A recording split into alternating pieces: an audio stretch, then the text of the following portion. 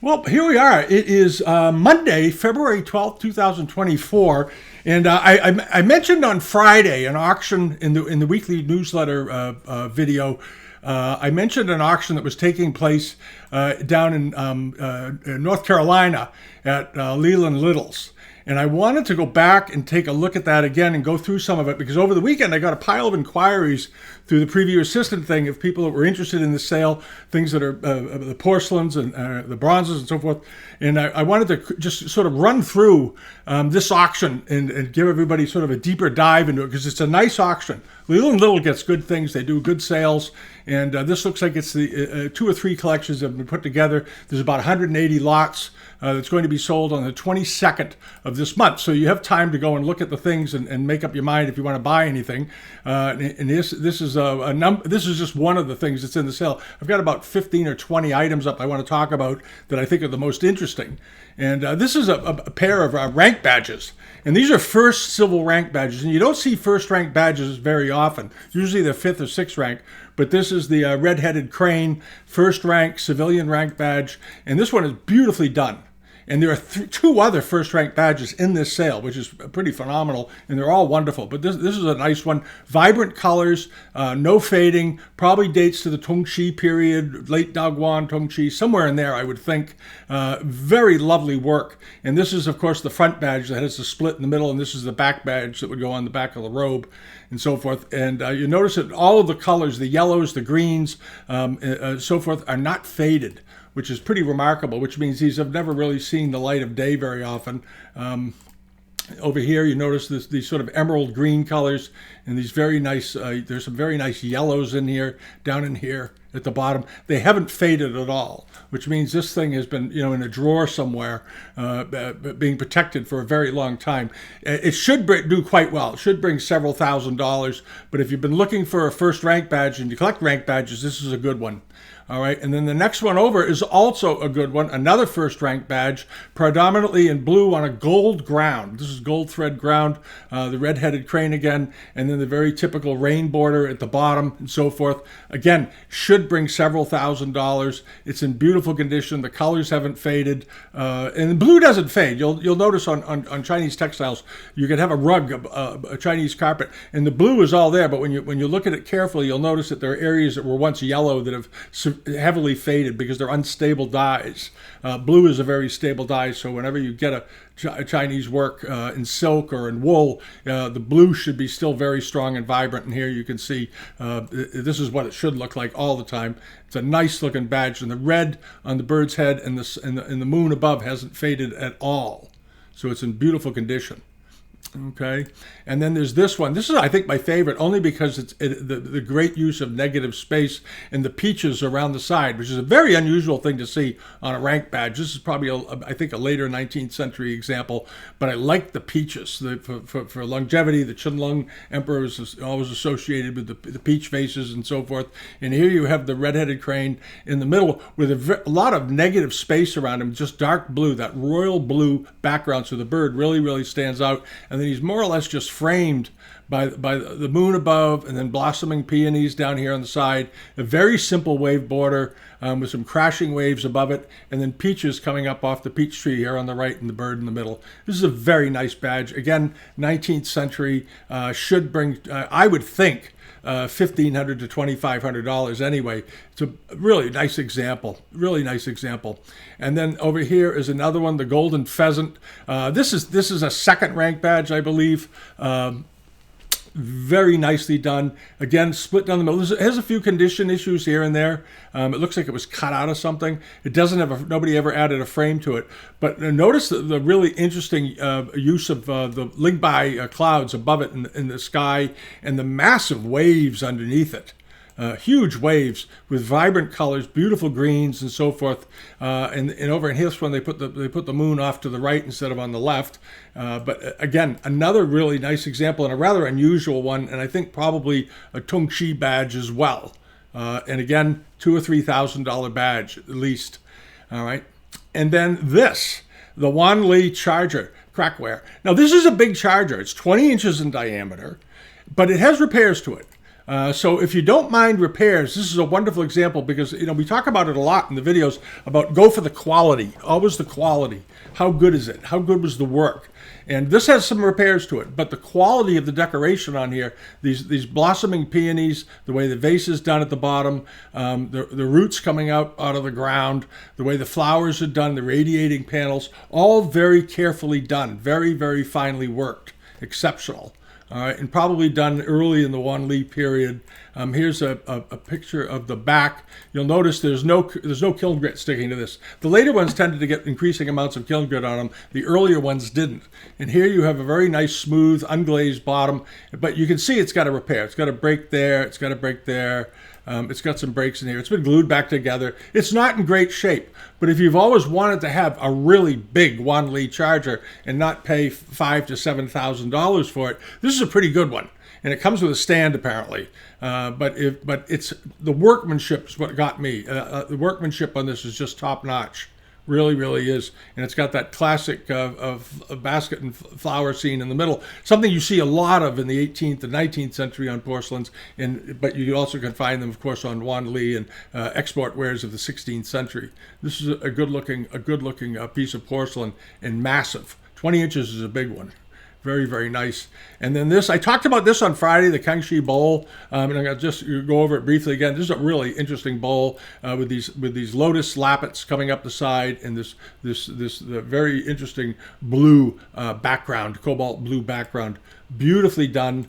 There's the interior with the basket. It looks like it has maybe a little wear to it down in here and here. You'd have to ask them about that. But again, it's a big bowl. I think it's around 12 inches diameter. Wonderful colors, an unusual form, big punch bowl. It is, 12 and a quarter inches in diameter, 6 inches tall. It's it's in good shape. So it should bring, I would think, $1,800 to $3,000, somewhere in there. But it's a nice one. If you collect Kangxi pieces, you want to take a good look at that. All right, and then the big planter, the Femi-Vert fish bowl. This is a 19th century one, but it's exceptional quality. This is not a new one. This is not a modern example. This is one probably from the mid-19th century, very finely painted, beautiful, vibrant colors, men on horseback, all kinds of scenes. You got the balustrades, you have the soldiers coming in on the right. Here they are, very typical. You have the bannermen in the back. Really nice thing. If you like a fishbowl, this is it. And this one, of course, has the koi inside of it. That's how they did them originally. And I think there's a good shot of the bottom of it too. There it is. And very typical late second half of the 19th century workmanship. Very nicely done, beautifully finished. A lot of iron oxide showing up on the base due to the kilns, the temperature in the kilns changing, in the reduction in atmosphere. But just a really beautiful thing. I love the ruyi heads running around the side where they have this interior sort of spike pattern running along with it in parallel. Just a great looking planter. And what size is this thing? It's 14 inches in diameter and 11 inches high. So it's a nice size. Buy it, put a plant in it. Should bring, what's that thing worth? $1,000 to $1,500 anyway, somewhere around there. Because the quality is good. Again, always the quality, always the quality. That's the thing you always want to look for. And then the screen. This is a 19th century screen. It is superbly painted. And I love the blue mountains, the blue rocks with the light reflections. These white areas are supposed to be light reflecting off of them, shining off of them, and but beautifully layered in. Exceptional, just exceptional on a very simple wood stand. I like this a great deal. And there are the ends of it. I'm not sure the stand is original to it. They may have made the stand for it in the early 20th century, but this looks like a late 19th century or mid 19th century porcelain plaque. And it's pretty good size too, as I recall. Yeah, it's 25 by 20 inches overall. So it's a couple of feet tall and almost 2 feet wide. So it's a good sized object. It's got a bit of interest though. It's got 42 people watching it already, and I expect it'll bring probably $3,000 to $5,000 or something, but it's worth it. This is a nice plaque. If you've been looking for a good plaque, this is a good sale to look at because they have a bunch of really nice Republican period plaques too, and they all look absolutely okay. I don't think that they're modern copies. They look very legitimate. So you can check those out on the page. And then these two paintings. I have no idea why they included these in one lot. It just seems a little odd to me. Both of these are worthy of being sold on their own. They're both 19th century. And this one is the sea of circling red-headed herons coming into this little pond area here. Nice rocky outcroppings. And then on the other side, you have a much different type of painting, a simple painting of a fisherman underneath willow trees in his boat with a mountain in the background. And both of them are inscribed and signed and so forth. And they are mounted on scrolls. This is how they'll come. The scrolls are, the mounts are a little bit rough. That one's ripped and so forth. And that one's ripped up at the top. And this is because somebody had them hanging for too long. If you leave scrolls out hanging for too long and you have a house that maybe gets very, very dry, the silk will give way and start to rip, or somebody pulls on it. But these are I don't know why they're selling them like this. It seems odd. But at any rate, I would think each of them are worth $600 to $800 anyway. So $1,200 to $1,600 for the two, maybe more. We'll see. But if you like scroll paintings, this is a nice pair of 19th century scrolls. They're done in an earlier style, but they're done in the 19th century. Should point that out. All right, and then this is an interesting one. It was painted in the 1930s, according to the listing, and they have the name of the artist. But it's done very much in the Qianlong style, the 18th century style of a woman on a hillside with blossoming flowers. And there it is. It's a fairly small picture. I think it is absolutely charming. I think this is such a nice picture, such a very nice picture. And it's signed and dated to 1936. But I think that's an absolutely lovely picture. Very aesthetically, extremely appealing. He obviously was trying to bring back or do something that was reminiscent of much earlier works. And I think he was successful as all get out to do it. And they have the history. It's the painting was by Chang Yizhu. It was completed in May 1936, and there's the phrase of the painting announces, "In the forest under the moonlight, a beautiful lady is walking towards us." And that's the inscription, and it was from the estate of Joan Somers. So I don't know who she is, but she had a nice painting in her house. And I don't know. This is the kind of thing where you could spend whatever you want on it. To me, if I really wanted it, I'd probably have to commit in my mind to spending upwards of $1,500 maybe or $2,000 to buy it, just in case. It may slip under the radar and go for $400. Who knows? But it could happen. It could catch fire with 20th century painting collectors. And if it does, then it could really take off.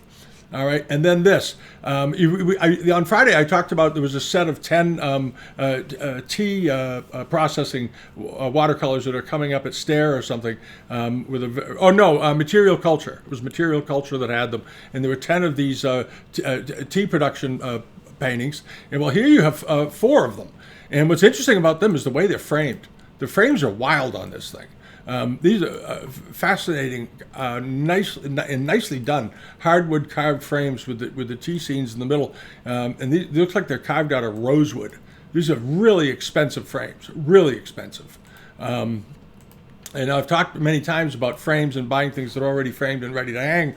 And this is a case in point. To buy these frames today, each one of those frames you wouldn't be able to buy probably for under $1,500 a piece. Or $1,000 a piece at the very least, because of the workmanship that went into them, and they look wonderful. And they sort of, because they're so sort of, I guess they're Rococo looking. The pictures are at such a contrast. It makes the picture stand out so beautifully, and the pictures themselves appear to be in great condition all the way around. There's the back of them, but if you pull them in and you look at them, they're beautifully done. And they put a figure in there so you get an idea of scale and size.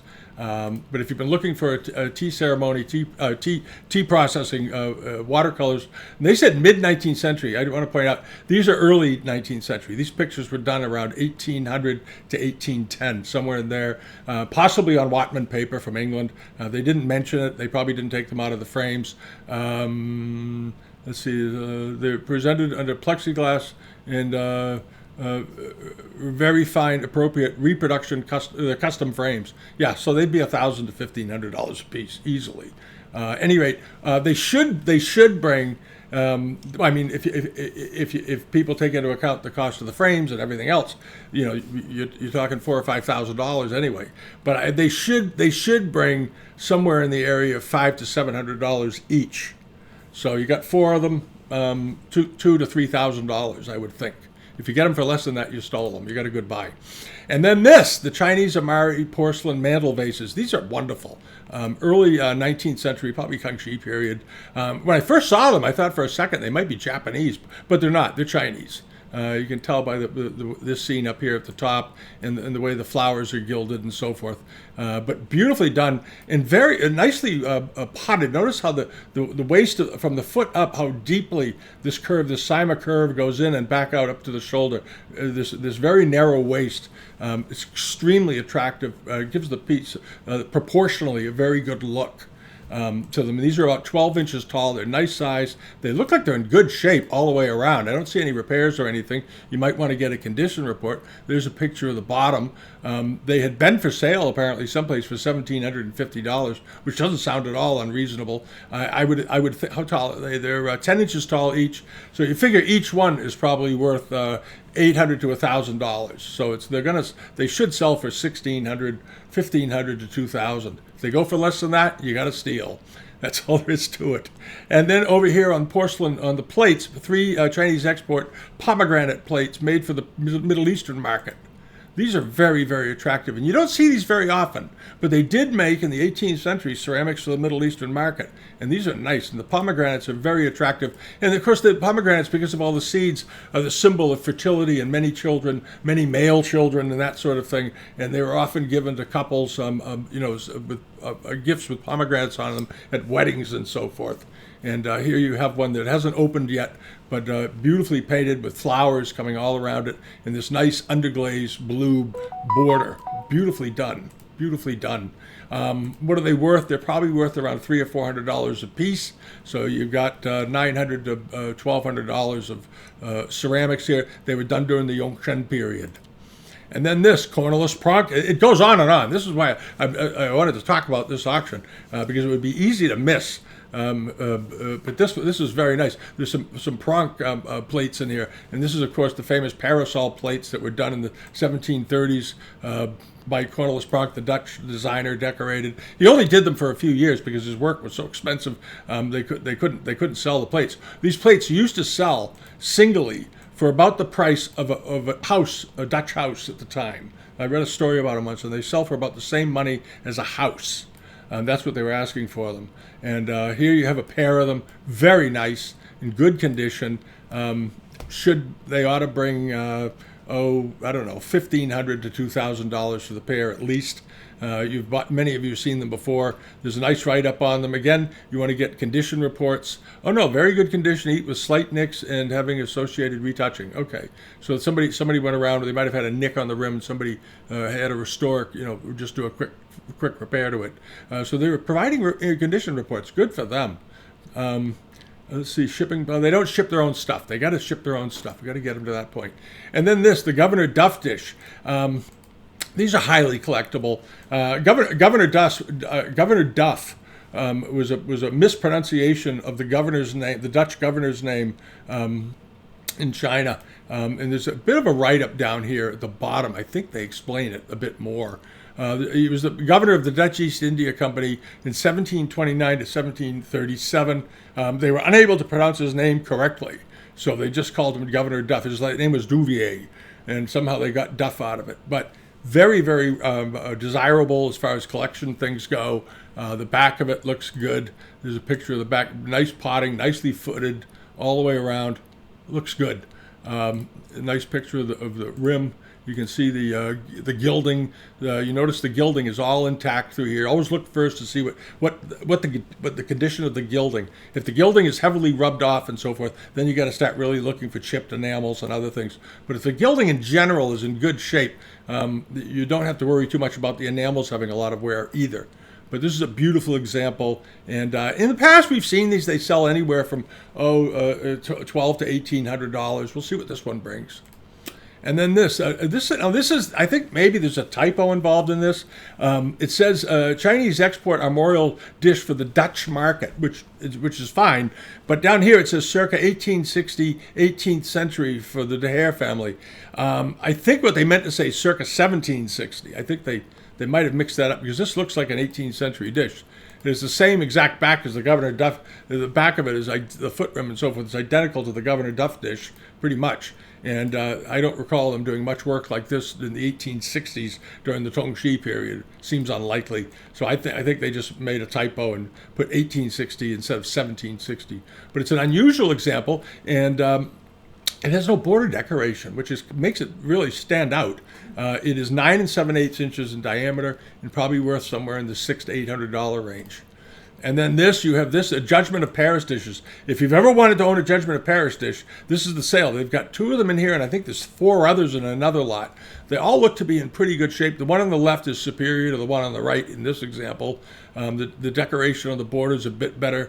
The colors are still a bit more vibrant and so forth. I think it's a little better dish. They did these, of course, they did quite a few of them. They didn't flood the market with them, but and there's the back of them. I can't read the name of the dealer.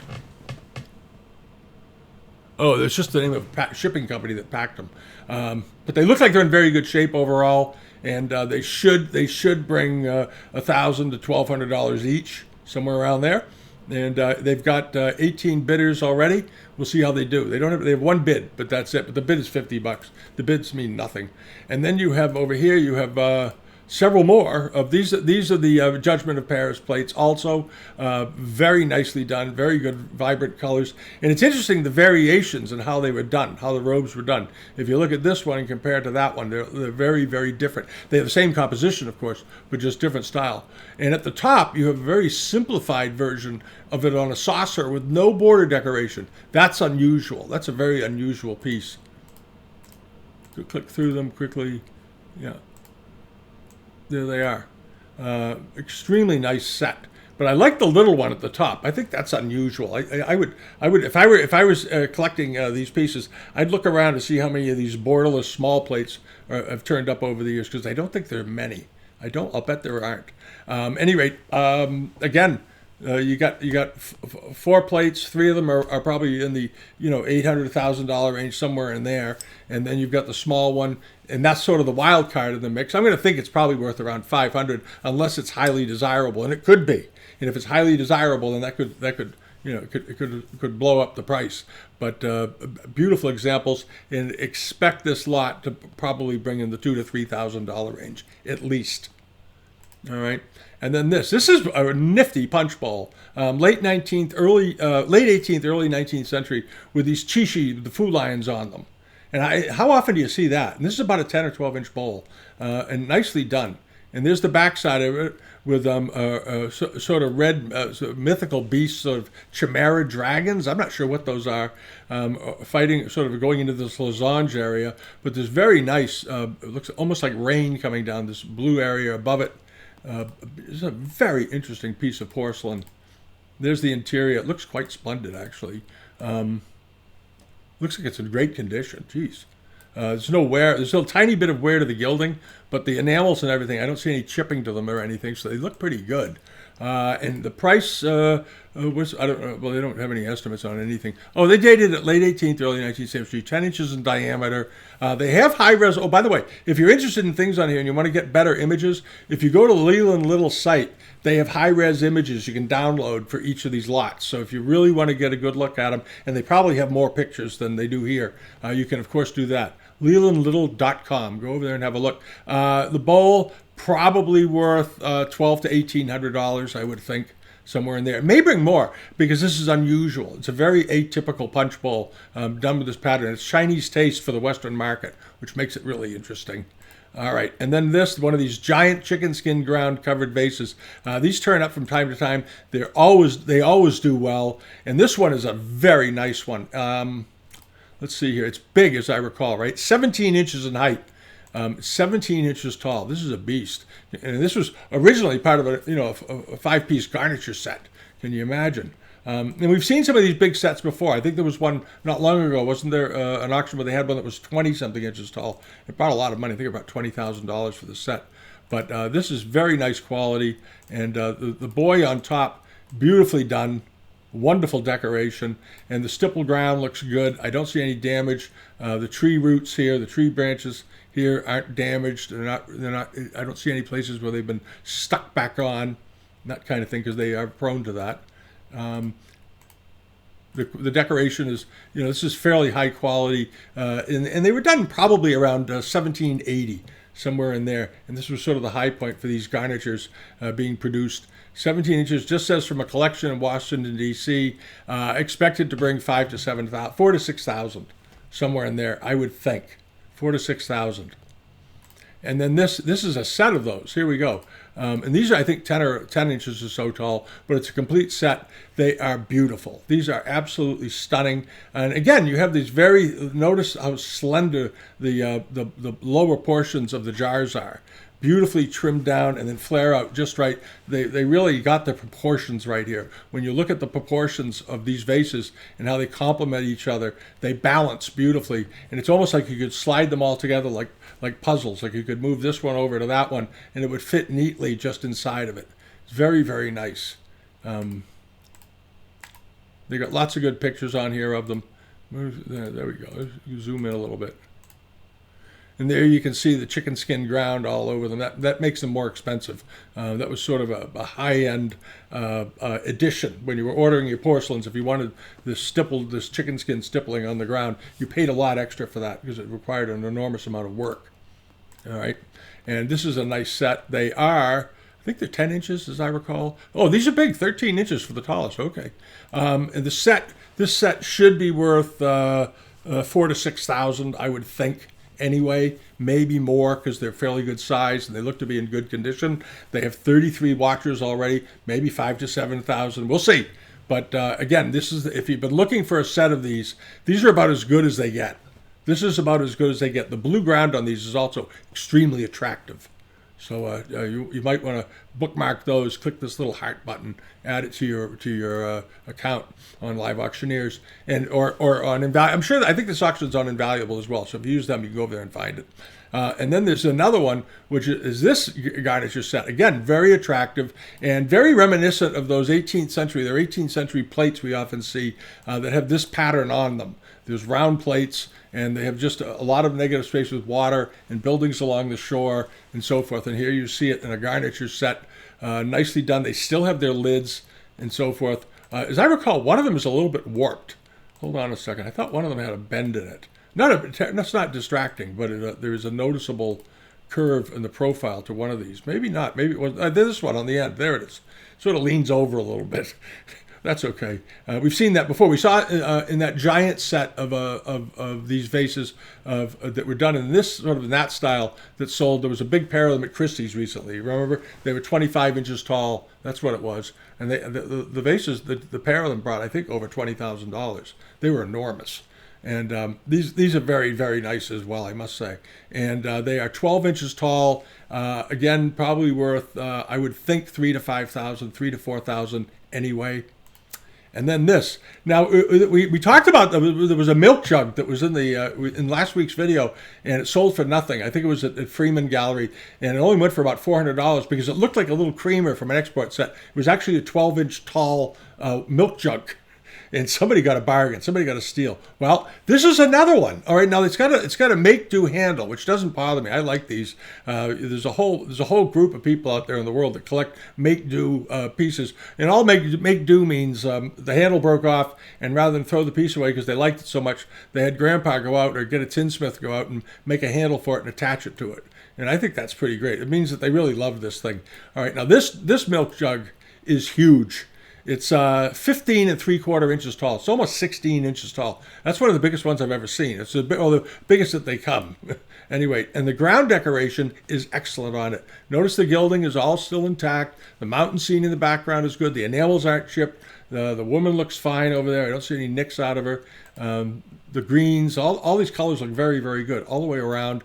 Of course, the only issue being that the handle's replaced. But if you want a really interesting, large piece with good artwork on it, this is it. This is it. Don't be a snob about the handle. This is a great thing and unusual. And I would much rather have this over one that was 6 inches shorter and had its original handle. I would much rather have this because it's big, it's interesting, and very unusual, and well decorated. What would a collector who's serious on this stuff would probably pay a couple of $1,000 for that. And some of the purists out there will say, "Oh no, you can't do that. It's got a replaced handle." But look at the piece. Pay attention to the piece always. And this is big, unusual, and well done.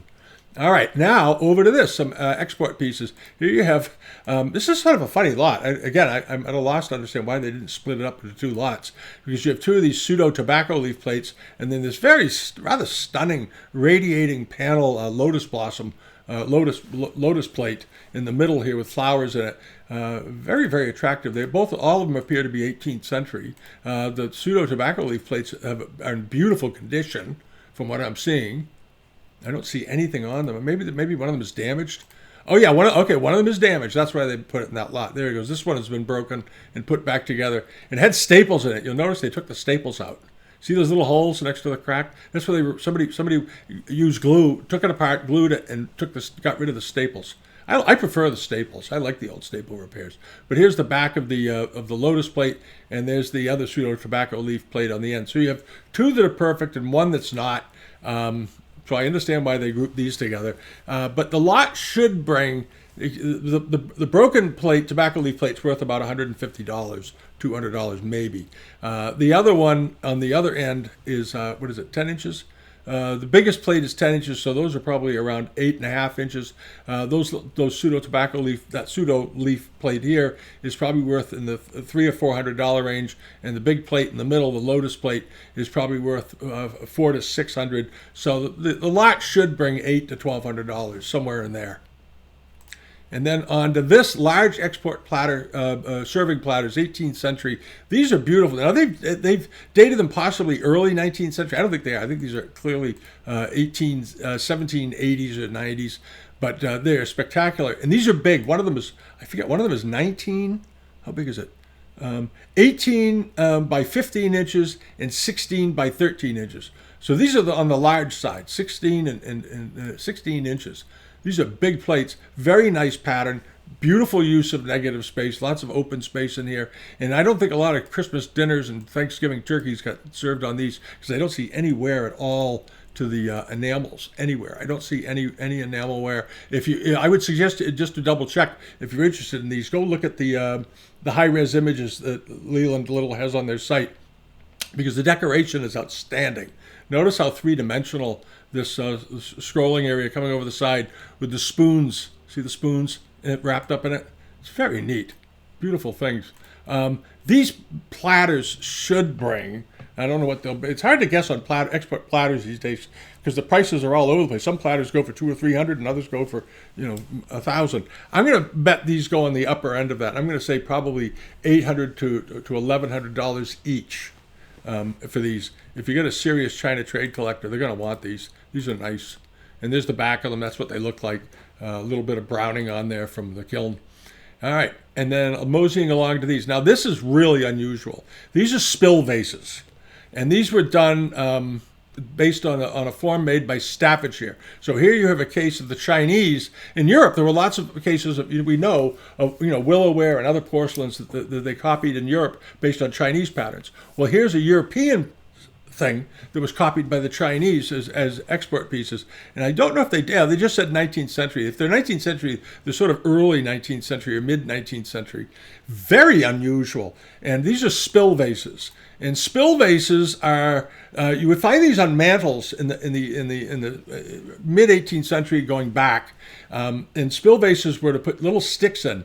And at night, when you were going upstairs to go to bed, you would pull out a stick out of this. These sat on the mantle above the fireplace. And you take a stick out and you light it from the fire to illuminate, to light your candle or your kerosene lantern when you went to bed at night so you could find your way through your house. Remember, there was no electricity, obviously. And so spill vases were found on the mantles of all kinds of houses. And they remained remained a pretty popular decorative accessory up until the second half of second half of the 19th century. They started to become less used. But these are Chinese spill vases, and the details are quite excellent. I find these absolutely amazingly well done. Notice the face on here; she's got a little rub or something on her nose, but you know they did get the essence of the European face, and on these black black grounds. The vases themselves are black in the bottoms, and they dated these. I forget how they dated these. What did they say they were? Just 19th century, yeah, early 19th century. I think these were done between 1800 and 1820. I think they are terrific. And they're big, they're good size. That's the other thing. They're 14 inches tall. These are not little 6-inch vases. When you look at them like this, they read visually as though they're 6 or 7 inches tall.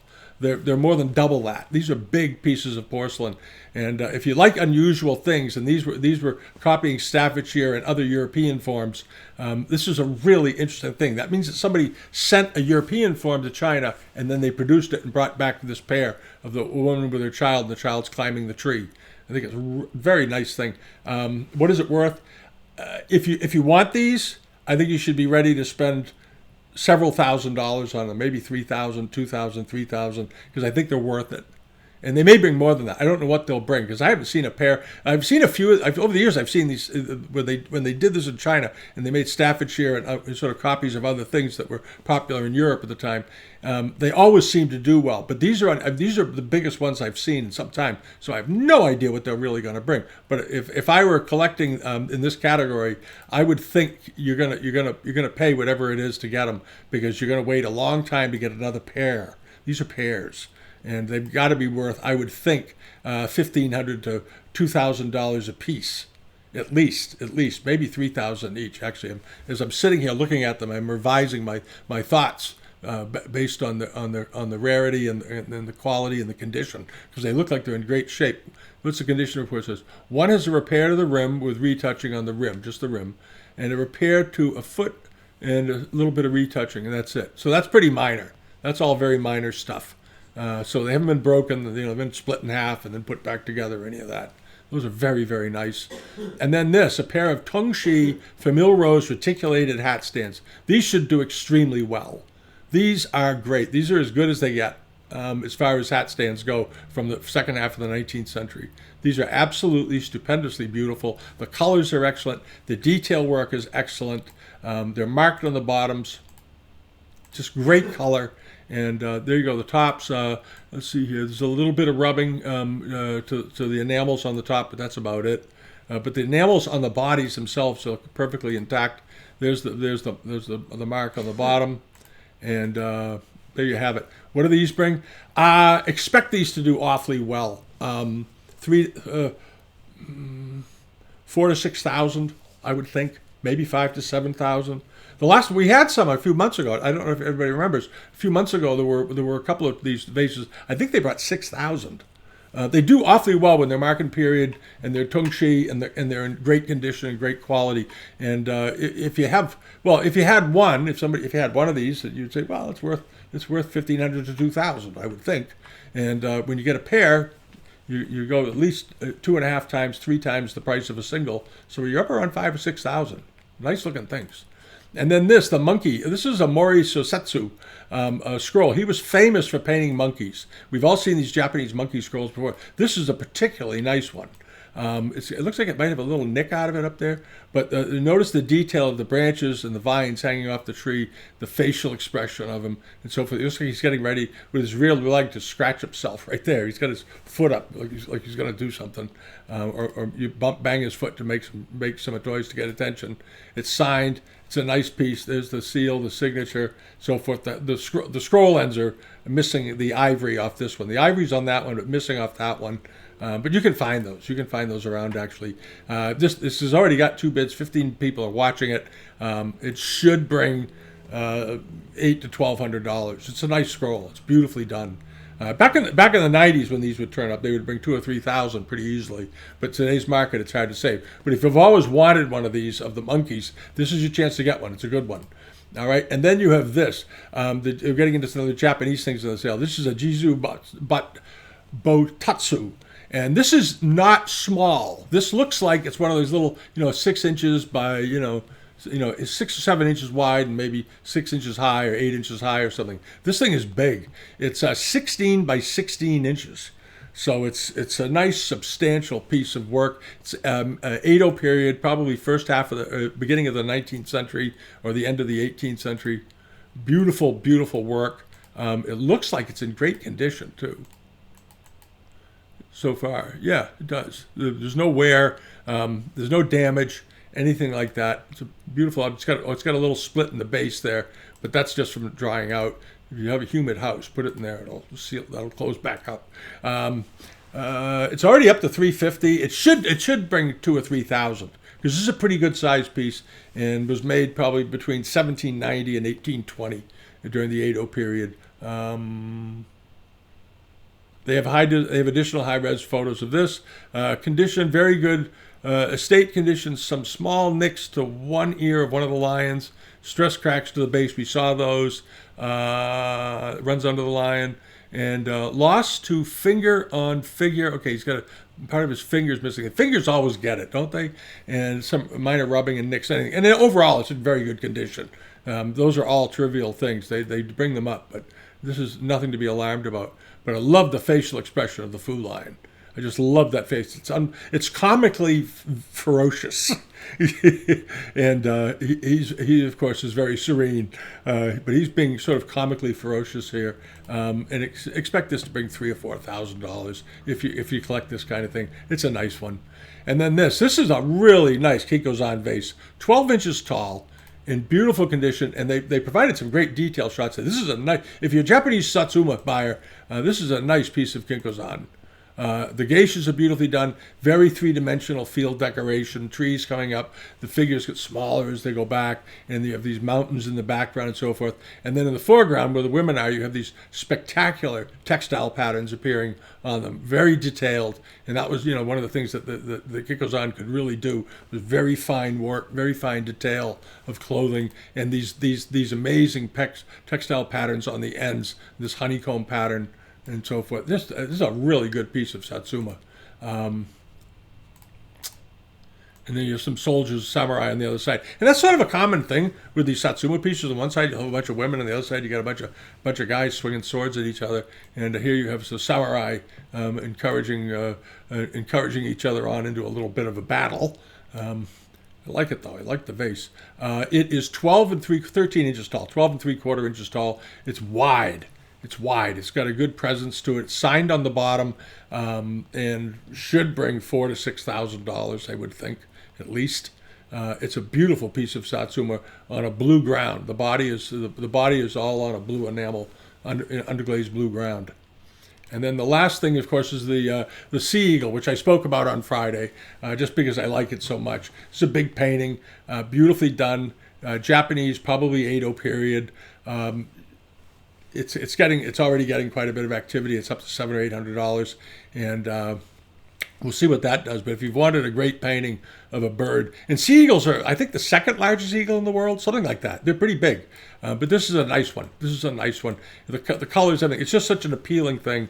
Like I thought the other day, I think I said it should bring a couple of $1,000, $3,000, $2,000 or $3,000, $1,800 to $2,500, somewhere in there. It's the kind of thing that if you love it, you should pay whatever it is to get it, if you can do it. Just pay and get. You'll forget about what you paid for it in 4 months, and you'll still have this beautiful, beautiful picture.